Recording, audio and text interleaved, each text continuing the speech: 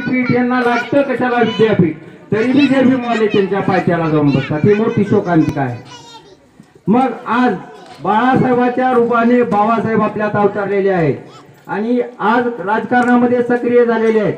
या पहिले जर कुणाच्या सभा मोठ्या होत होत्या तरी इथला समाज होता की बाळासाहेब ठाकरे घराण्याच्या सभा मोठ्या होत असतात.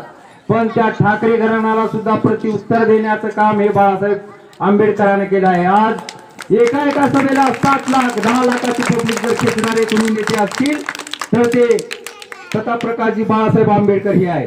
आणि म्हणून आज वंचित बहुजन आघाडीच्या नावानं बाळासाहेबांनी भारी बहुजन महासंघ आणि वंचित बहुजन आघाडी आज असुद्दीन ओवैसी MIMचे फुले आम सांगतात की आम्ही मोठे भाऊ समजून त्यांना बिनशर्त पाठिंबा देतो आणि त्यांना राजकारणामध्ये निवडून आणून या महाराष्ट्राचे मुख्यमंत्री बनवतो.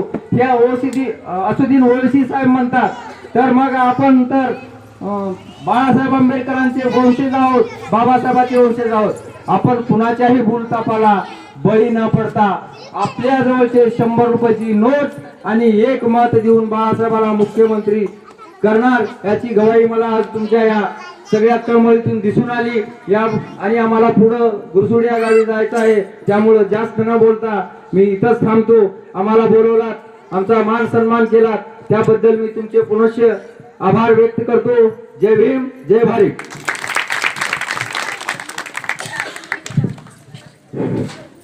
धन्यवाद कांबळे साहेब. आपण सखोल असं मार्गदर्शन केलं.